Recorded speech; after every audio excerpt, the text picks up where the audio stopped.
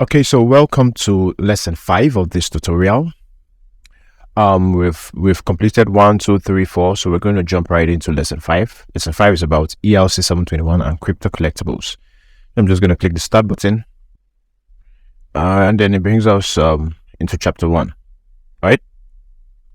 So chapter 1 is about tokens on Ethereum. Let's talk about tokens. If you have been in the Ethereum space for any amount of time, you've probably heard people talking about tokens, especially ERC's 20 tokens. A token on Ethereum is basically just a smart contract that follows some sets of common rules. Namely, it implements a standard set of functions that all other tokens share, or all other token contracts share, such as the transfer from function and the balance of function, right? So, in Ethereum, there are smart contract standards, right? And ERC20 is one of them. But we have other smart contract standards like, ERC 721, ERC level 55, and so on and so forth. And this standard, basically what it means is there are a set of rules, right? A set of functions that it implements, right? And so every other token that is built around or built with that standard would have those functions, right? So that's it. And internally, the smart contract usually has a mapping, right? A mapping of addresses to their balances that keeps track of how much balance each address has. So basically, a token is just a contract that keeps track of who owns how much of that token, and also some functions so those users can transfer their token to other addresses. So simply put, that's what a token is, a contract that keeps track of how much each address owns of that token, and also some functions for those users of that token to transfer the tokens to other addresses, and so on and so forth. So you might ask, why does this matter, right? Why do we have to have all these standards, this ERC20 standard, ERC level 55, ERC 721? Now, this is because we need to maintain a standard across the board, right? And it helps us in the sense that if we build an application that is capable of interacting with one ERC20 token, then we can be rest assured that it can interact with any other ERC20 token out there, right? So it's just like our application has become a plug and play application, whereby if we create our application using a particular standard, ERC20 standard, for example, it means that someone or the users can just come and plug in another ERC20 token that they have and to show up in our application. And this is how applications such as exchanges work. Exchanges like Binance, Coinbase, because they run on this ERC20 token standard. That's why you can see that those ERC20 tokens are shown on the platform, right? The Ethereum coin and the Ethereum token, right? It shows up on these exchanges because they run on the same ERC20 token standard that these tokens run on, right? And also, if you look at marketplaces like OpenSea supports a standard called the ERC 721 standard. And then that's why you can see that you can launch your NFT collection on OpenSea and it will automatically show up there because you've built your NFT collection to run on the same standard that the ERC that the OpenSea standard also runs on, right? So it's just to maintain uniformity and standard across board, right? So there are other token standard. Now we have the ERC20. The ERC20 standard are really cool for tokens like currencies, but in our game, the zombie game, we cannot use this ERC20 token standard because zombies aren't divisible like currencies, right?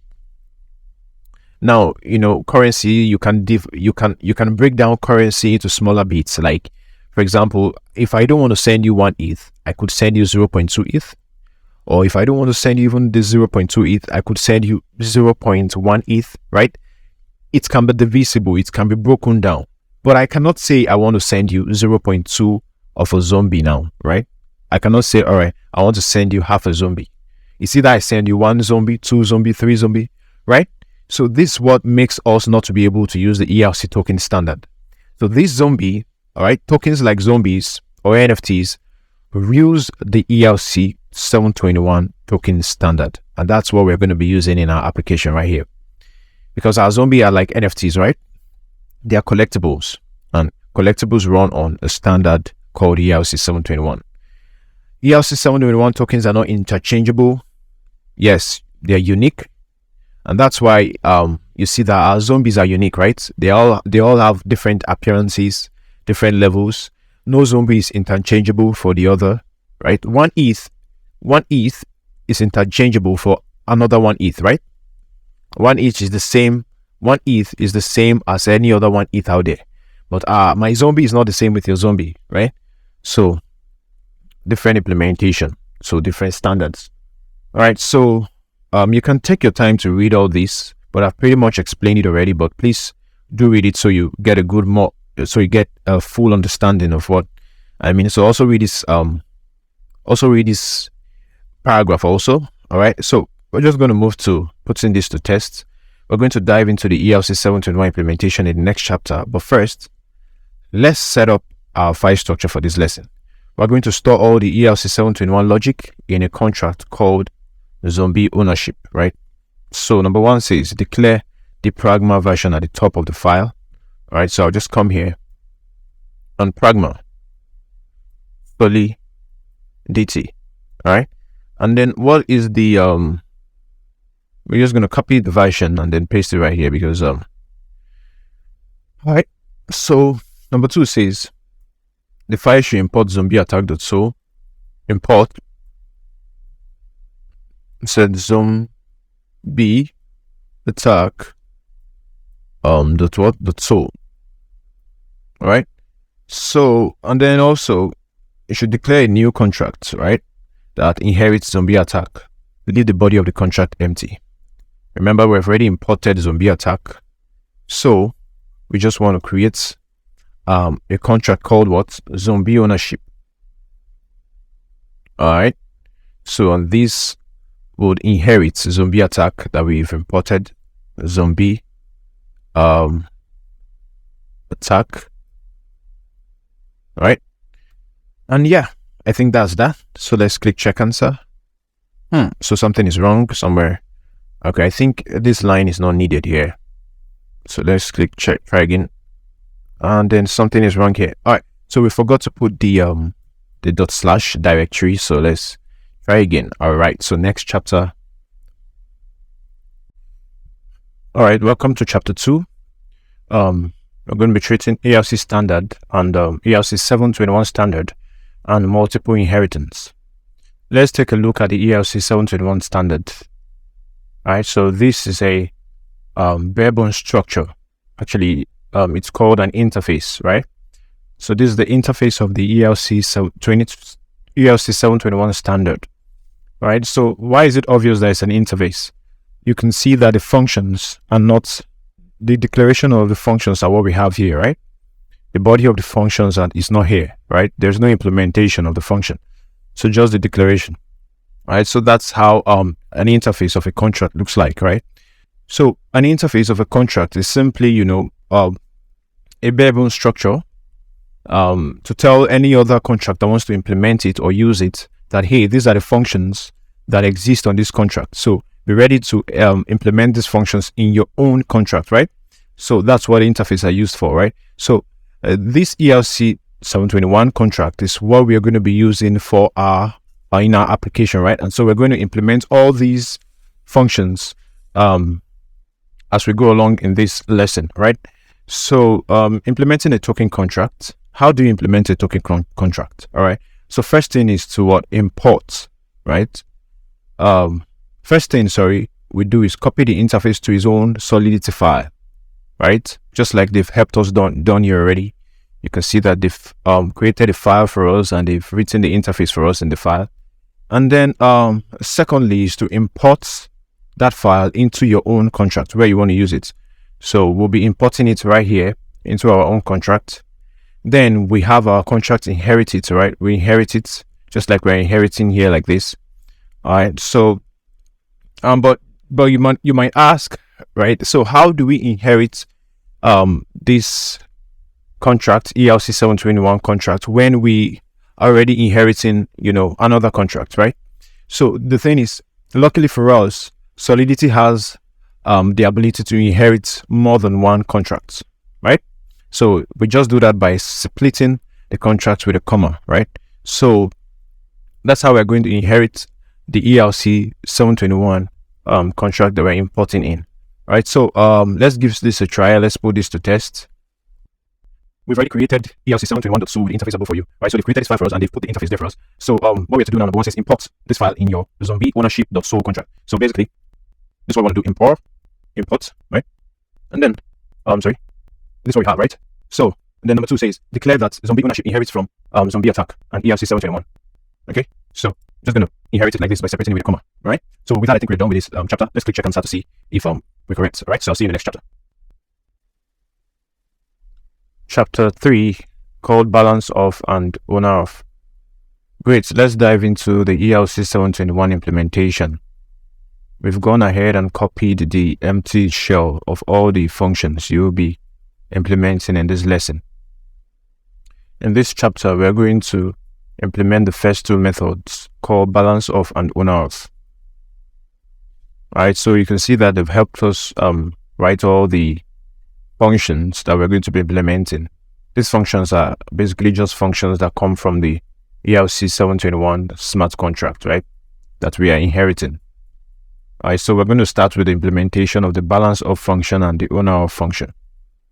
Okay, so the balance of function simply takes an address and returns how many tokens that address owns, right? So it takes an address called owner and returns the number of tokens that address owns. In our case, our tokens are zombies. Do you remember where in our app we stored how many zombies an owner has? Remember we had the we have a mapping that stores the zombie counts of each address, right? So that's what we are going to be accessing and then returning the value. Then we have the owner mapping, owner of function, This function takes a token ID, in our case it's a zombie ID, and returns the address of the person who owns it. Okay, so this function is going to be taking in the ID, and then with the ID we're going to look up in our mapping, right, the address that is in possession of this particular zombie, and then return that value, that address, right? So you can see that this function is declared to return an address. All right, so again, this is very straightforward since we already have a mapping that stores the information like that. All right, so remember, uint 256 is equivalent to uint. Remember, before now we've been writing uint instead of uint 256, but they are basically the same thing. The compiler recognizes them as the same thing, right? So when you write uint without the 256 in front, the compiler takes it as uint 256. Okay, so no worries about that. So let's put this to test. I'll leave it to you to figure out how to implement these two functions. All right, each function should simply be one line of code, a return statement. Take a look at our code from the previous lessons to see where we are storing this data. If you can't figure it out, you can hit the show me the answer button for some help. All right, so now before you hit the show me answer button, please take some time to brainstorm and see if you can get it without looking at the answer, right? So here we want to return the number of zombies this owner has, right? This address owns. Okay, so I remember we have a mapping that keeps track of that already. So we're just going to a zombie count, right? Owner to zombie count mapping keeps track of how many zombies an address owns, right? So we're just going to access that mapping and then say, hey, return to me the number of zombies this particular owner has, right? Sorry, we're not going to put it. So we're going to use a return statement here, and then don't forget to put your semicolon, please. All right, so in this one line of code, we've already solved the problem of this function. Okay, so number 2 says implement owner of to return the address of whoever owns the particular ID. Okay, so remember we also have a mapping that takes care of that, and that mapping is a mapping called zombie to owner mapping, and we want to return, in this case, the owner or the address that owns this particular token ID, this zombie with this ID, right? All right, so we put our return statement here. All right, so with this one line of code to solve the problem of this function. All right, so I think we're done with this chapter. Let's see, check answer, and yeah, voila. All right, so on to the next chapter, chapter 4. Okay, so welcome to chapter 4, refactoring. So we're going to be doing some refactoring in this chapter. So we've just introduced an error in our code that will make it not compile. Did you notice it? Me too. I myself, I didn't notice it. But it says in the previous chapter we defined a function called owner of. But if you recall from lesson 4, we also created a modifier with the same name, owner of, in zombie feeding.so, right? You can see that we created a modifier called owner of here, and we're also calling a function called owner of. So that would throw an error by the compiler, right? If you tried compiling this code, the compiler will give you an error saying you can't have a modifier and a function with the same name. So should we just change the function name in zombie ownership to something else? No, we can't do that. Remember, we are using ERC 721 token standard, which means other contracts will expect our contracts to have functions with these same exact name, right? So because you might think that, all right, so let's change this function's name, the function name in this file, let's just change it. But this is gonna result to a bigger problem because like I said, this ERC 721 is a standard. So no, but we can't simply just change the name of this function, because we need to maintain the same names in our code, because remember, this is a standard, right? This contract is a standard, right? And other contracts that would interact with our contract would interact with it based on the fact that they're expecting these functions to exist in our contract, right? So other contracts can easily just call these functions within our contract because it's a standard, right? They are assuming that, all right, this contract should have this function, this contract to have all these functions by this name, right? So we can't simply make the change over here. So the only thing left for us to do is to refactor our code from lesson 4, right? The code we wrote in lesson 4, to change the name of the modifier to something else. All right, so let's put this to test. We are back in zombie feeding.so. We are going to change the name of our modifier from owner of to only owner of, right? We'll change the name of the modifier definition to only owner of. All right, so we go over to zombie feeding.so, and we change the name of owner of here to only owner of. Okay, and then scroll down to the function feed and multiply, and which uses this modifier. We'll need to change the name here as well. Okay, so scroll down to this function and also change the name here as well, right? Okay, so it says note, we also use this modifier in zombie helper.so, zombie attack.so, but we don't spend too much of this lesson refactoring. We've gone ahead and changed the modifier names in other files for you. Okay, so it says here that we use the same modifiers in these, but they've changed it already for us, right, in these files. So let's just go ahead and click the check answer. All right, so next chapter. Chapter 5. Welcome to chapter 5. More on ERC 721 transfer logic. Great, so fix the conflict. So the conflict they're referring to here is the conflict where we had, this function name where we've already implemented this function name, the same with another function that we had as our modifier, right? So we changed the name of our modifier so that their function names would not conflict with each other, right? So now we're going to continue our ERC 721 implementation by looking at transferring ownership from one person to another. note that ERC 721 spec has two different ways to transfer tokens. All right, so this ERC 721 contract standard has two different methods of how transfer works in it, right? So the first method is this. The first method, the token's owner or the owner of the token calls the transfer from function and then passes in the address where the token is being transferred from as the from parameter, and the address that is receiving the token as the to parameter, and then the token ID of the token that's being transferred, right? And so when the owner calls this function, the token is transferred to the respective person. Then another method that exists on the ERC 721 standard for transfer is that first the token's owner first calls the approve function, right, with the address he wants to transfer to, and that address would be passed in as the approved parameter, right?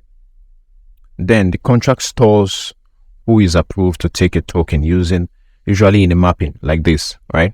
So once this function is called by the token's owner, the address that is being passed in as the approved parameter here will be stored by the contract in a mapping. And then when the owner or the approved address calls transfer from, when the owner of the token, the original owner of the token, or the approved address calls this function. So in this case, either of the two of them can call this function, right? The owner or the approved address can call this function. So when this happens, the contract checks if that message the sender is the owner or is approved by the owner to take the token. And if so, it transfers the token to him. So do you understand that? You will notice that both method actually uses the transfer from function. But in the first case, the sender of the token calls the transfer from function. But in the second case, the owner or the approved receiver of the token can call the transfer from function, right? So that's that.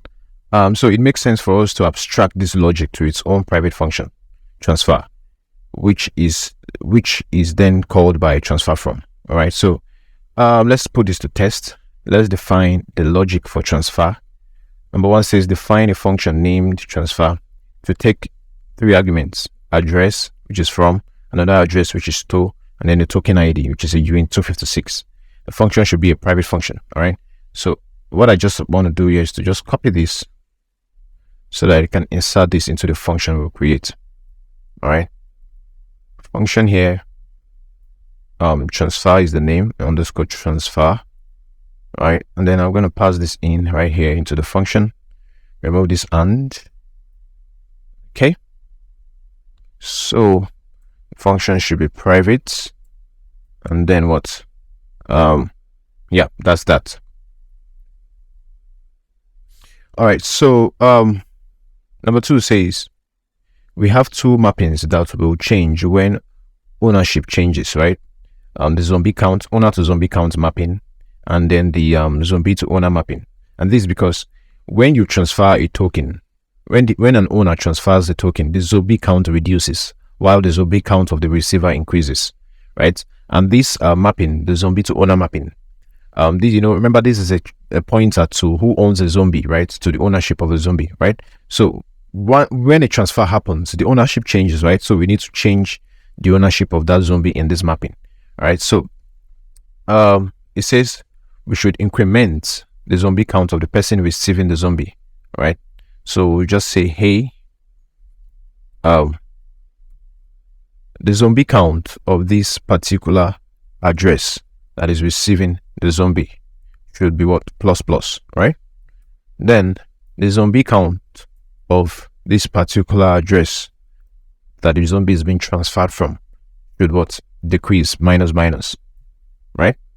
So we've solved for this, we solved for number 2, and we solved for number 3 already, right? So lastly, we would want to change zombie to owner mapping for this token ID, so it points to the new owner, which is 2, right?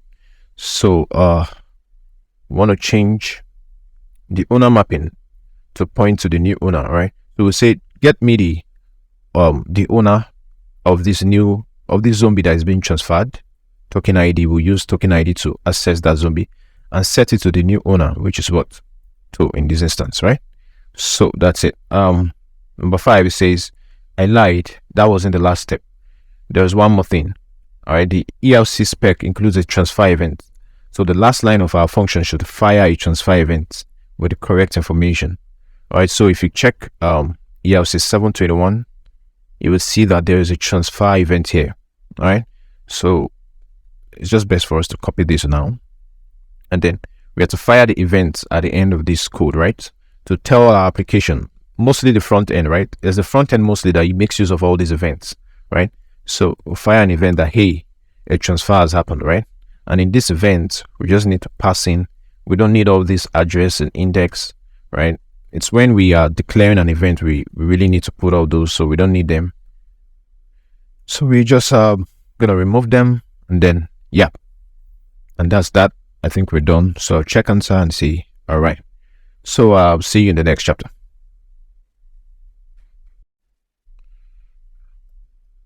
Okay, so welcome to chapter 6. We're going to continue on the ELC 721 transfer function. So great. That was the difficult part. Now implementing the internal transfer from function will be easy, since our transfer function that we created in the last lesson already does almost all the heavy lifting, right? So we want to be implementing this function now. And this is just going to be a few lines of code because, we've already assigned a whole bunch of the work already to the transfer function. All right, so let's put this to test. First, we want to make sure only the owner of the approved address of a token or, zombie can transfer it, right? You don't want someone else who doesn't own a zombie to be able to transfer it. Doesn't make sense, right? So we want to check if, hey, the person initiating this transfer function, is he the owner of the zombie, right?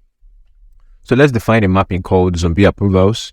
It should map a UN to an address. This way, when someone that is not the owner calls transfer from, we want to check this mapping to see if he is approved to take that function. So remember, we have an approve function that approves certain people, the receivers, right? The receivers of the token, to be able to also call the transfer from function, right? So we're going to also create a mapping that tracks those addresses that are approved, right? So I would say, how do we create a mapping? And then also right here, it's a mapping of what? It says it's a mapping of UINT to what? Addresses, right? And this, oh, sorry, I'm writing it wrongly. So this high should be written, all right? So yeah. Number 2 says, next, let's add a require statement to transfer from. Let's write a require statement to transfer from function. It should make sure that only the owner of the approved address or a token zombie can transfer it. All right, so we want to add a require statement here to check if the person initiating the call of this function is the owner of the zombie, right? So we're going to use the require statement for that. All right. Right.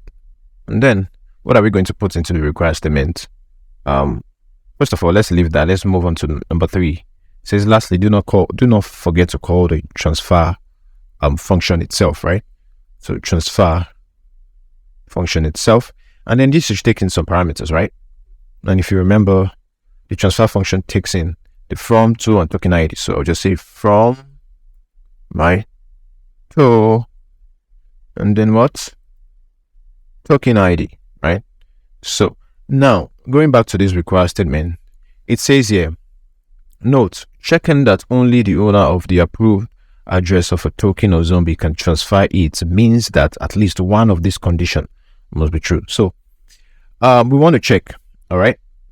Because, in this case, 2 people are approved to call the transfer from function. The address that was approved and the owner of the token itself, right? So here we're going to check, all right? The zombie to owner for ID is equal to message to sender. So we're going to check right in here. The zombie to owner mapping of this token ID, all right?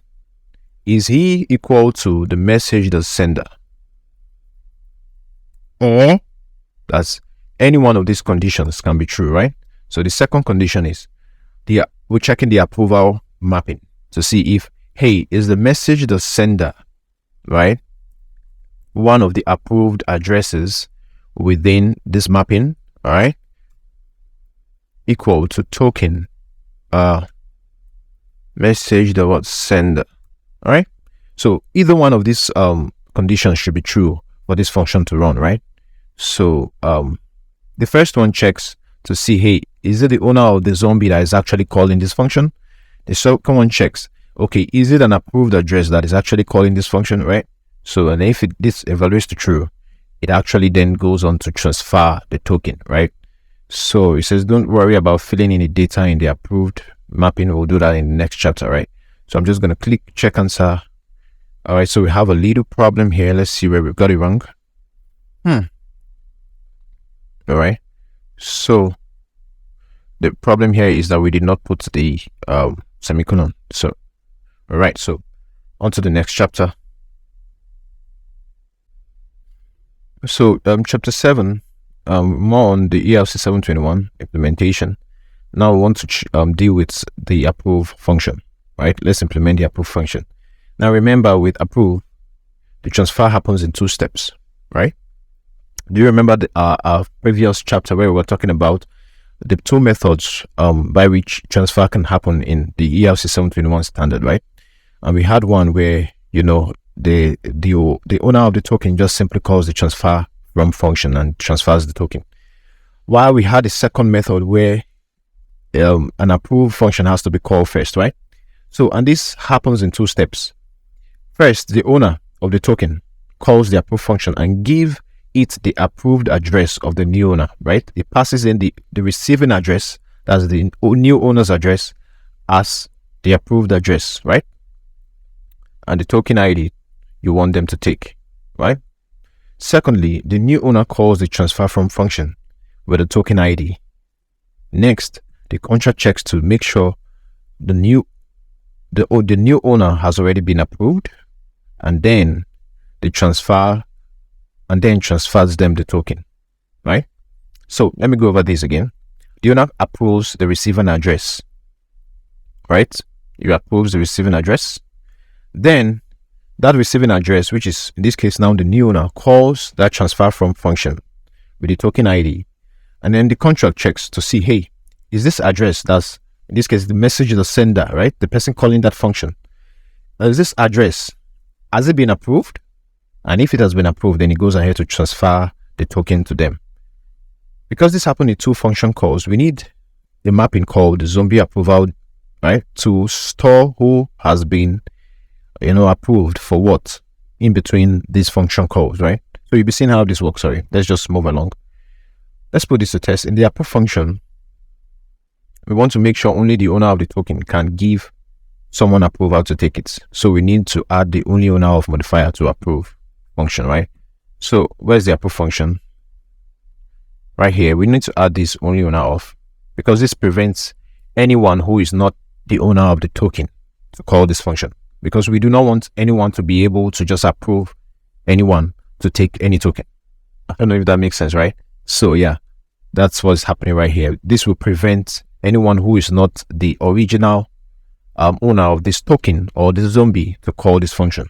Number 2, for the body of the function, set zombie approval, right, for token ID for that particular zombie to be equal to what? The approved address. So we're just saying, want to store this approved address in this mapping, right, under this token ID, right? So that's it. That's how we keep track of the approved addresses. All right, so let's click check answer. And then there's a little problem somewhere. And then, yeah, the problem here is that this modifier takes in a parameter and it takes in an ID. That's the token ID, which is also same as the zombie ID. All right, so I'm going to click check answer and then we're good to go. All right, so chapter 8, still continuing on the ERC 721 implementation and the approve function. Great, we're almost done. This is one more, there is one more thing to do. there's an approve event in the ERC 721 spec. So we should fire that event at the end of the approve function. So there's an approval event here. If you check, see this. So we are supposed to fire this event once we approve any address. All right. So let's put it to test. Let's fire the approval event. Take a look at this file. That's the ERC 721 file for arguments, and be sure to use message.sender as owner. Right. So let's go. Let's fire the event emit.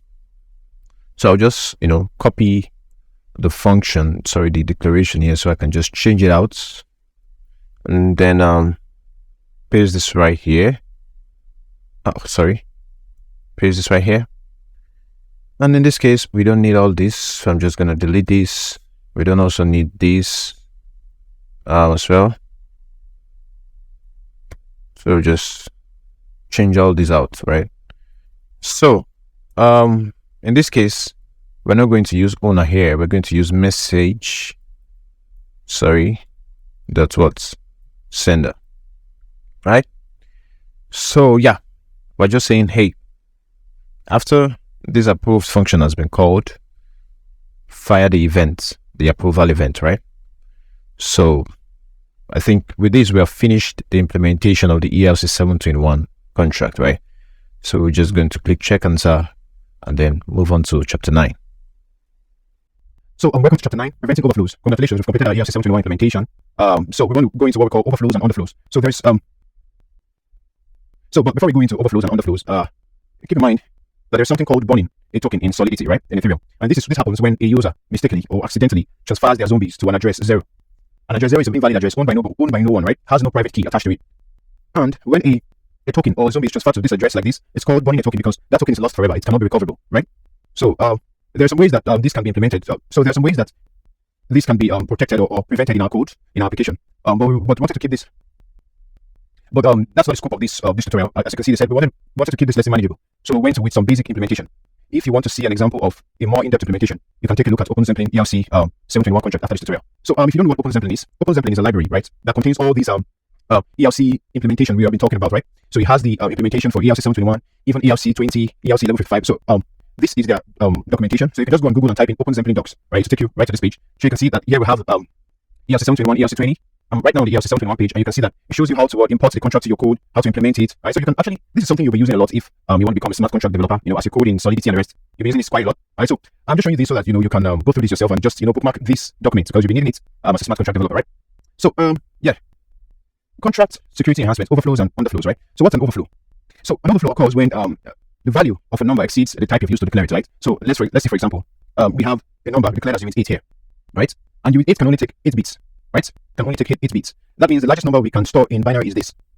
That's 1 in 8 places. In binary, this is what we can store. While in decimal, 2 raised to the power 8 minus 1. This is the largest number that unit 8 can hold. So when you have something like this where we declare unit 8, when you have something like this where we declare number and set it to 255, that's the greatest number that unit 8 can hold. And then on the next line, we're incrementing it. What will happen here is, when we increment this and this becomes 256, what would happen is what we call an overflow, right? The number overflows, and unit 8 cannot take it anymore, right? Unit cannot take it anymore. And unit 8 cannot take it anymore because the greatest number that unit 8 can hold is 255. So what happens at overflow? And what happens? And when an overflow occurs, it resets the number back to 0. It starts counting back to 0, right? So it's just like, when a clock going from 250, it's just like a clock going from 2359 to 000, right? So and this can break our code in the future, right? If we don't take care of this. And there's something we call an underflow too. An underflow occurs when you set a unit 8 equal to 0, and then if you do a -1 on 0, you get a negative number. That will cause an underflow because all units are unsigned integers, which means they cannot be negative, right? So if we're minusing 1 from 0, we're going to be getting a negative number that's -1, and then an underflow will occur, right? So it's good to put protections against this overflow. So it's good to put protections against this overflow and underflow in your dApp, right? So that you don't see unexpected behaviors or application crash in the future, right? So yeah. So the one way of tackling this problem is using what we call a safe math. To prevent this, OpenZempling has a library called safe math that prevents these issues by default, right? So this same OpenZempling I told you about, right? The safe math. I think. Let's see. If I come here and search safe math, I think something should show off.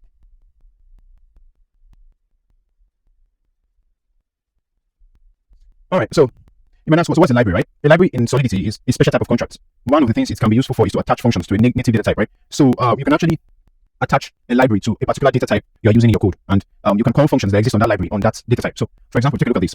We are declaring here that we want to use safe math for this data type. So which means any variable declared with this data type, we can use the safe math library on it. So you can see here that A, B, and C are declared with U in 256, and you can see we are calling the add function and the multiply function on A and B. That's because we've already set this data type. So we've already set this library to be used on this data type, right? So we can just use the add function to quickly do an addition and a multiplication, right? Instead of using the symbols like this. These functions are coming from the safe math library, right?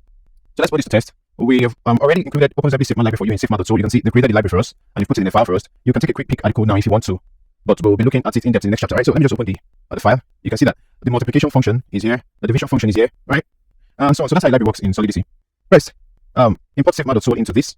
Okay, so they said number one says we should import safemath.so. So I'm just going to say import, right? Safemath.so. And then after that, it says add the declaration using safemath. So I'm going to add this declaration. So it says we should add it here, right? So you won't add it outside the contract because you're going to be using the library within the contract, right? So we're saying, hey, let any variable of this data type be able to use so we're saying, hey, use the safemath library for any variable of this data type, right? So let's check and see if we're correct. All right, so on to the next chapter.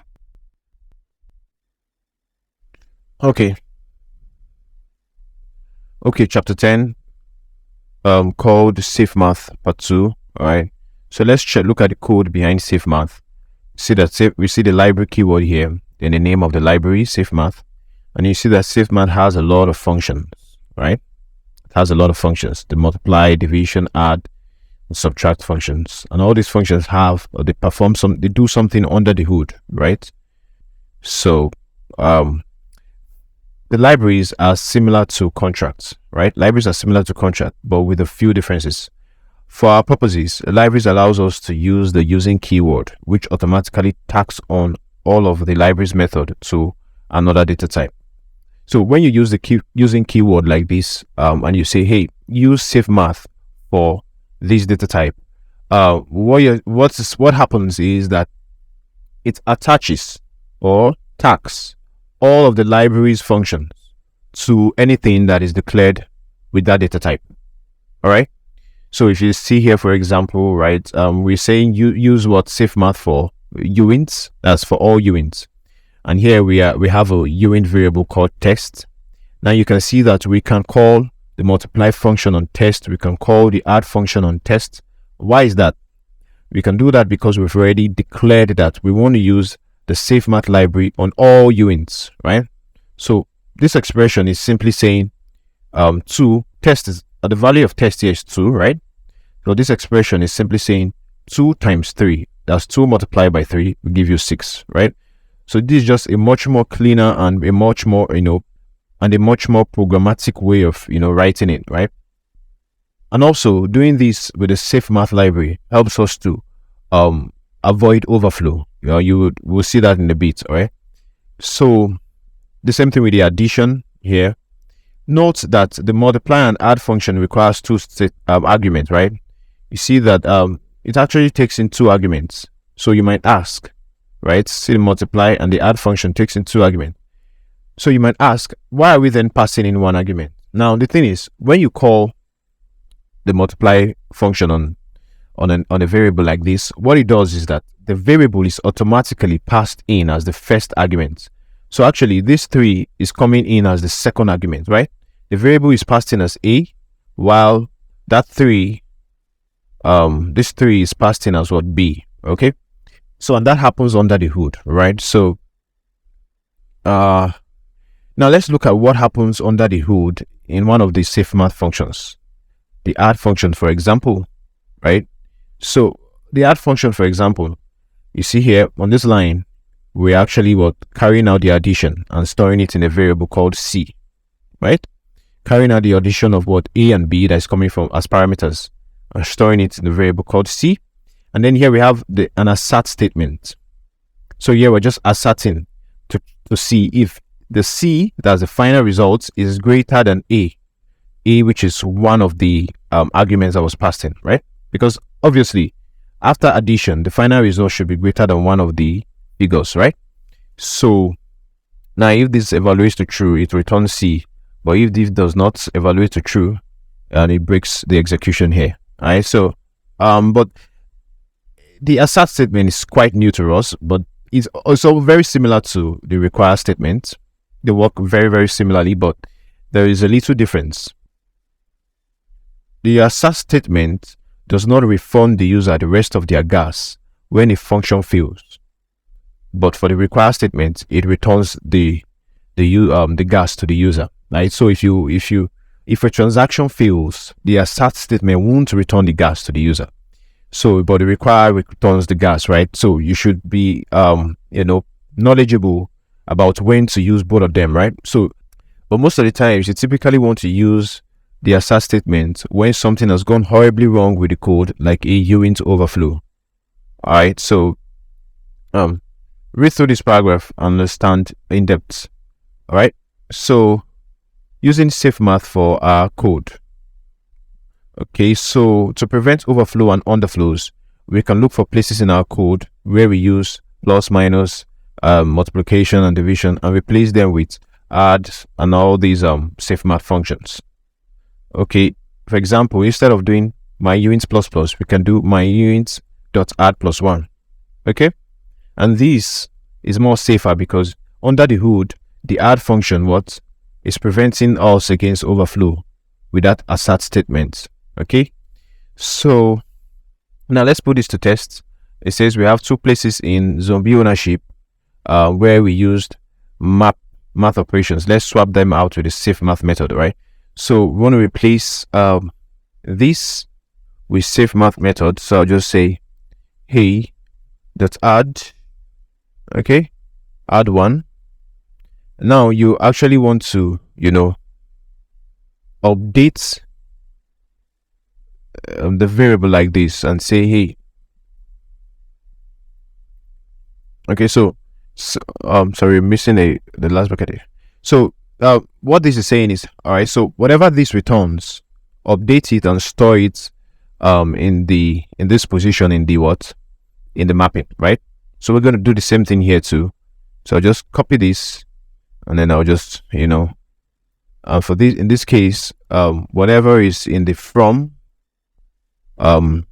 position in that mapping, update it with whatever is being returned from calling the sub function on this, right? Here we are adding, we're increasing, here we're decreasing, right? So we're just saying, all right, this value that is being returned after calling this subtract function, store it in this location and store it in this location, right? So I'll just say check answer and see if we're correct. Okay, so there's a little problem in our code is on this line. All right, I see we're missing the semicolon. All right, so I'll just try again. All right, so I'll see you in the next chapter.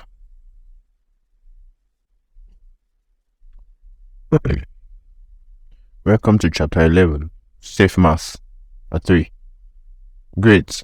And now our ERC21 implementation is safe from overflows and underflows. Going back through the code,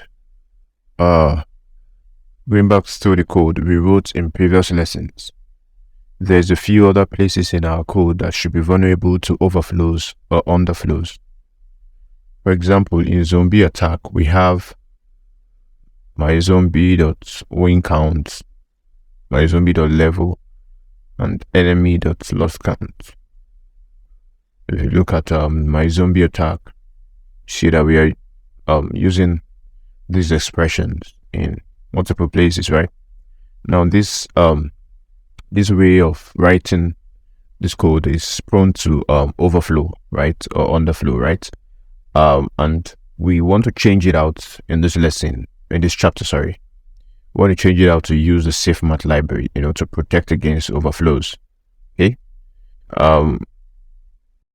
So it's generally a good idea to use safe math, right, when dealing with operations like this, instead of using all these basic mathematical operations like plus plus, minus minus and stuff, right? However, there's a slight problem. Our win count and loss count are uint 16, right? So you see that these properties, win count and loss count, they're uint 16 and level is uint 32. All right, so our win, however, there's a slight problem. Our win count and loss count are uint 16, while the level is uint 32. So if we use safe maths add method with these as argument, it won't actually protect us from overflow, since it will convert these types to uint56. So, when you use safe math functions on a variable that is not a uint256, let's say it's probably uint16 or uint32, it actually converts it to a uint256, right? So that's what happens. So if we call .add on a uint8, it gets converted to a uint26. So then it won't overflow at 2 raised to the power of 8, since 256 is a valid uint256. Alright, so do you understand that? This means we are going to need to implement 2 more libraries to prevent overflows and underflows with our uint16 and uint32. We can call them safemath16 and safemath32. The code will be exactly the same as safemath, except all instances of uint256 will be replaced with uint32 and uint16. We've gone ahead and implemented that code for you. Go ahead and check safemath.so to see the code. Okay, if you check safemath.so, you would see that this is the original safemath library that works with uint256, and you see that here we have uint32 library and then the uint16 library, right? So yeah, so let's put this to test now. Back to our zombie factory. It says declare safemath using safemath32 using. Alright, so I'll just copy this and then declare for 32. Just gonna add 32 here and change this to 32. Then declare for what, 16. Just gonna add 16 here and then 16 here. Says number 3 says there is one more line of code in zombie factory where we should use a safe math method. We have left a comment to indicate where. Okay, so here let's use the safe math add method here, right? So we just say add 1. Okay, that's how it works. Okay, so check answer. So there's something with our code.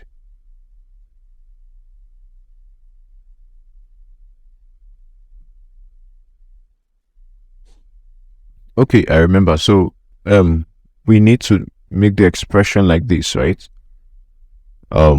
Says hey, updates all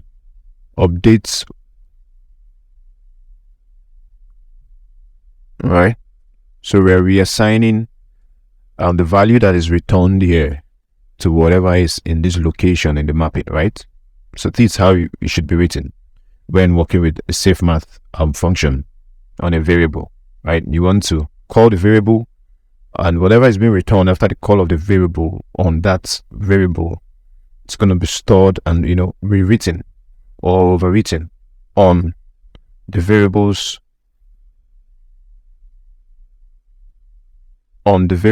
location in the mapping, right? So try again. All right, see you in the next chapter.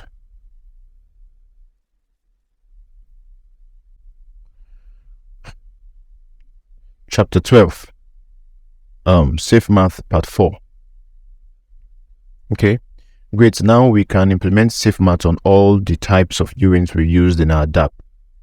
Let's fix all the potential issues in zombie attack.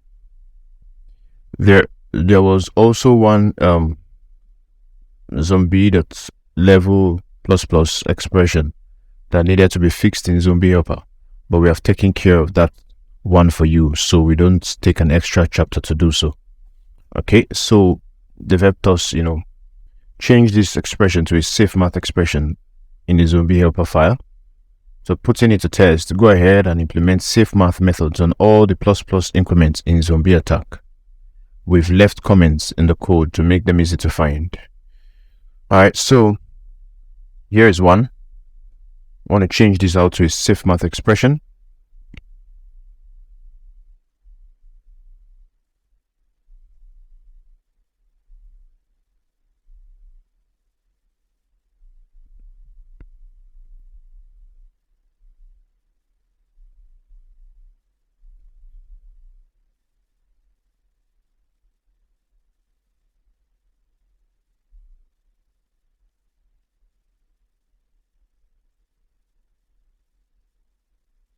So this one we're going to just change it out to win count. Okay, we're going to update the value with the safe math expression called upon it, right? Sorry. And then same thing we're gonna do here. So just copy this, and then I'll say like this. All right. So just update the value with the safe math add expression called on it, right? And I think that's all, right? Okay, no, we have. Oh boy, there are lots. There are lots. Right. So we're just gonna do the same thing. And then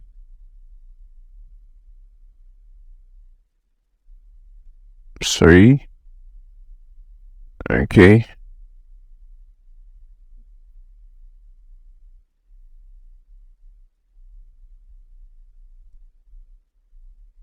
Right.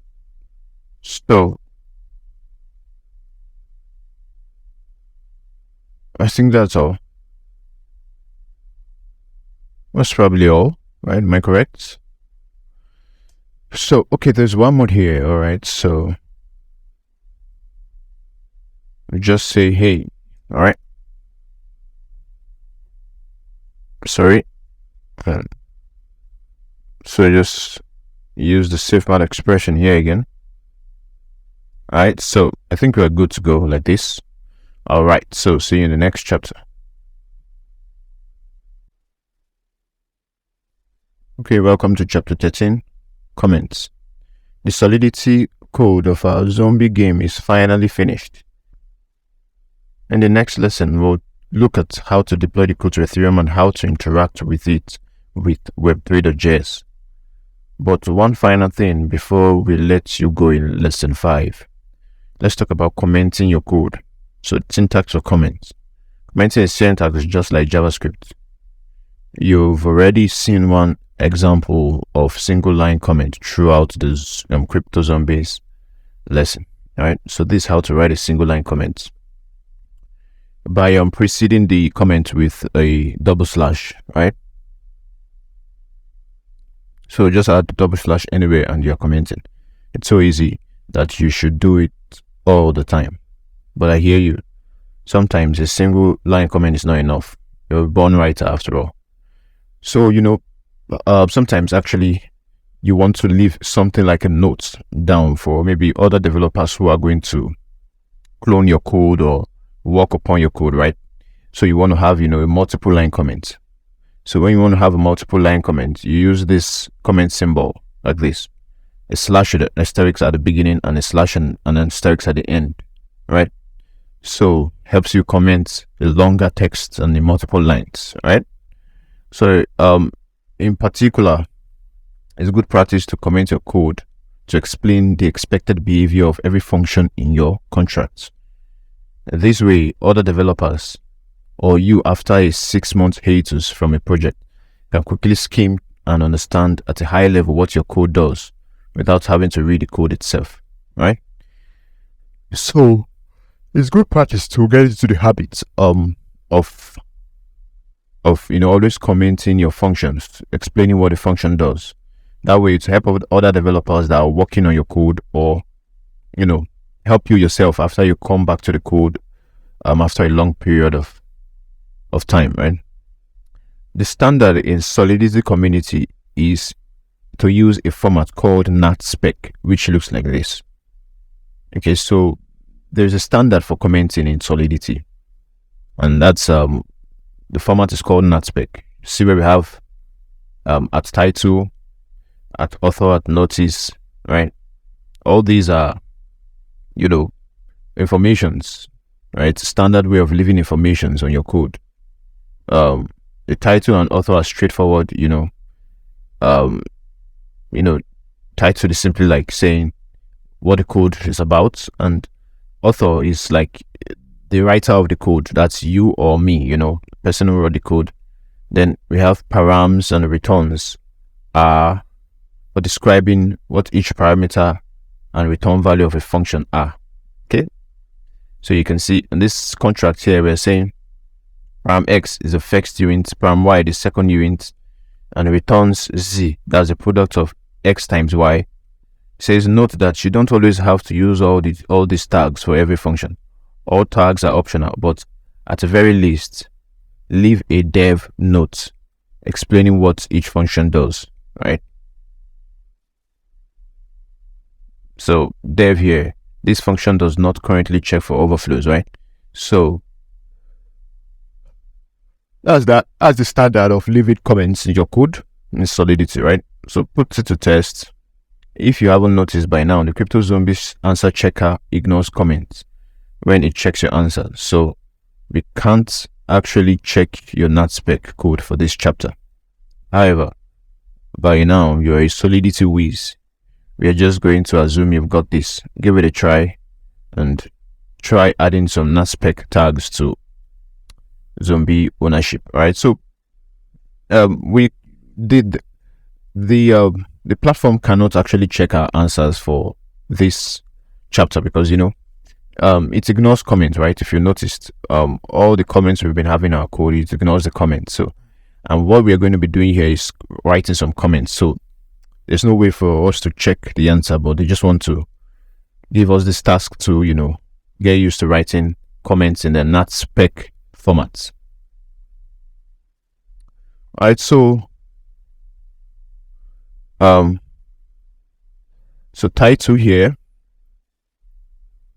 title of our code, let's just say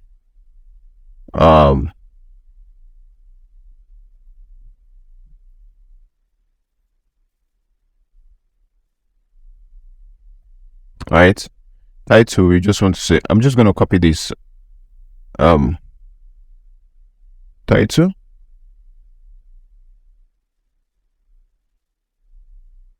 okay, remember to use the asterisk, sorry. Right, so here we have at author. That's, you can put your name here. So I'm just going to put Daniel Bogun. That's my name. So at dev, you just want to copy this, right?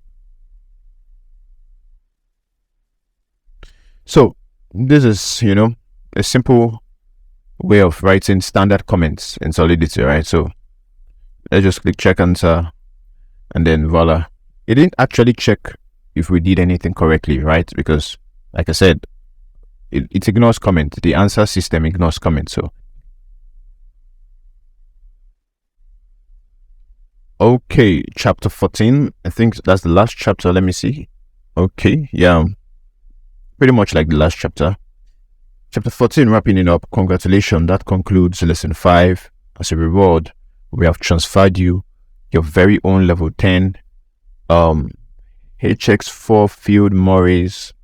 I really don't know how to pronounce this word, but they've transferred us a special zombie, I think. Oh my god, the legendary blah blah blah Morris zombie. Now you have 4 zombies in your army, right? Before you move on, you have the option to rename any one of them if you would like by clicking on the right, by clicking on them to the right and entering a new name. Though I don't know why you wouldn't want to rename this. Alright, clearly the best name ever. So let's recap. In this lesson, we learned about tokens, the ERC 721 standard, and tradable assets like zombies, library and how to use them, how to prevent overflows and underflows using SafeMath library, commenting your code with NatSpec standard. This lesson concludes our game's Solidity code. For now, we may add even more lessons in the future. Okay. In the next in the next 2 lessons, we are going to look at how to deploy your code and interact with them using web3.js so you can build a front end for your dApp. Okay, so basically we've completed the Solidity code for our zombies game in this lesson 5. So they're saying here that the next 2 lessons, what we are pretty much going to be covering is deployment of code, is deploying our code and interacting with them using web3.js. All right, so pretty much that's pretty much it. So you can, click on any of your zombies here and give it a new name. This already has a name. This has a no name. Let me change the name here and say the purple eye guy. So I think he has a purple eye. So I'm just gonna give it the purple eye. Let's save it. So that's that. And then let me see this. Is it duplicating or something? I don't know. All right. The second, my G. Let me just write my G. My G. All right. Okay. Oh, all right. So it's changed. This is like the. Okay. I get. Sorry.